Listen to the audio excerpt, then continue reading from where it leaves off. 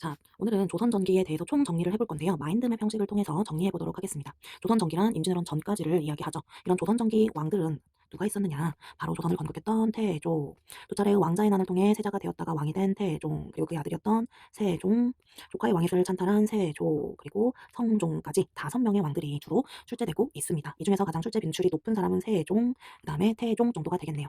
자, 그럼 태조는 어떤 일들을 하였을까요? 태조는 조선을 건국하고 이 조선의 수도를 한양으로 삼아 한양천도를 하였습니다. 그리고 그의 아들이었던 태종은 두 차례 왕자의 난을 통해 권력을 잡고 왕이 되었는데 이 태종 때 육조 직계제를 시행하면서 육조가 바로 왕한테 보고하는 체계를 만들었고 왕권 강화를 이루게 됩니다. 그리고 태종은 양전사업과 호패법을 실시하면서 국가의 재정을 안정적으로 확보하고자 하였죠. 그리고 세종 때 의정부 서사제를 실시하면서 왕권과 신권의 조화를 추구하였으며 집현전 설치를 통해 학문연구기관을 운영하였고 경연을 활성화하고 우리액을 훈민정음을 창제 반포하는 모습들을 찾아볼 수 있더라.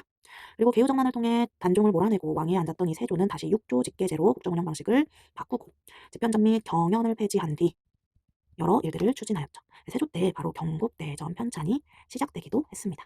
그리고 이런 경국대전을 완성했던 왕이 바로 누구예요? 그렇죠. 성종이에요. 성종 때 경국대전이 완성 반포되는 모습을 찾아볼 수 있고 이런 성종 때 대부분의 통치체제가 완비되는 모습을 볼 수 있습니다. 자, 그러면 조선전기 만들어졌던 구성되었던 통치 기구들은 어떤 것들이 있었을까요? 역시나 중앙과 지방으로 나누어서 살펴보도록 하겠습니다.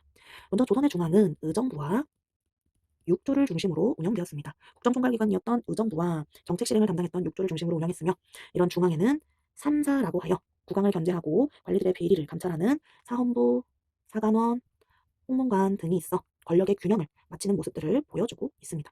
이 밖에도 국왕의 비서기관이었던 승정원이라든지 또는 국왕 직속의 사법기구인 의금부 등 여러 관청이 존재했었죠.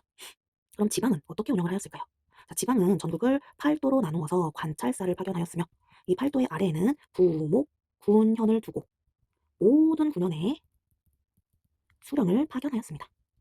지방관이 파견되지 않은 속견이 많았던 고려와는 다른 모습이죠. 그리고 이런 지방에는 지방 양반의 자치기구였던 유향소가 있어서 이 유향소의 역할이 수령을 보좌하고 향리를 감찰하는 역할들을 수행하였다 하는 것까지 같이 알아두시면 좋겠죠. 이 밖에도 군사제도는 어떻게 이루어져 있었느냐. 이 조선의 군사는 역시나 중앙과 지방으로 나뉠 수 있는데 중앙은 오위로 운영되었고 지방에는 병영과 수영이 있어 병마절도사와 수군절도사를 파견했습니다. 병영, 수영. 그리고 일종의 예비군이라고 하는 잡새군이 있었다라는 거. 왜냐면 이런 조선의 교육기관으로는 뭐가 있었느냐. 조선의 교육기관으로는 여러 가지가 있었죠. 먼저 이 조선 중앙에는 성균관과 사부학당이 존재하였는데 성균관이 오늘날의 대학교라면 사부학당은 고등학교 정도라고 생각하시면 됩니다. 그리고 지방에는 향교가 설치되어 있었다라는 거. 그래서 여러분들이 뭐 초등학생일 때 서당을 다녔어요. 그러면 서울 사는 애들은 사부학당을 갔을 것이고 지방 사는 애들은 향교를 다니고 그리고 이들이 과거를 통해 합격을 하면 성균관이라는 최고 교육기관을 가는 모습들을 볼 수가 있는 거죠. 그리고 이렇게 구성됐던 친구들이 바로 관리가 돼야겠죠. 이 관리선발제도는 어떻게 구성되어 있느냐? 이 관리선발 같은 경우는 과거가 있었어요. 과거는 문과, 무과, 잡과가 실시되었고 3년마다 정기시험을 봤지만 특별시험들이 있었다. 그리고 기존 관리를 대상으로 하는 천거, 추천제에 천거가 있었고 고려보다 대상이 현저히 줄었지만 아직도 음서가 존재해서 이품 이상의 관리들의 자손에게 혜택을 주는 모습들을 찾아볼 수 있죠. 그리고 이런 조선의 대외관계는 또 어떻게 이루어졌을까요? 이런 조선전기 대외관계는 우리는 크게 4대 교린으로 정리를 하고 있습니다. 자, 4대라는 거는 섬길사의 큰 대죠. 큰 나라로 섬기다. 그럴 만한 나라가 어디 있을까요? 바로 명이죠. 명에 조공하면서 매해 왕이 바뀔 때마다 세공을 받았으며 매해 연후를 받아서 사용하는 모습을 보여주고 있죠. 이렇게 조공을 하다 보면은 답례품이 더 많이 오기 때문에 조선에게 더 이득이었다라는 거. 그리고 교린의 관계를 맺기도 하는데 이 교린은 누구와 맺었느냐? 바로 여진이나 일본과 교린의 관계를 맺었다. 그래서 강경과 채찍을 함께 썼다. 강경책과 회유책을 함께 썼다라고 이야기를 합니다.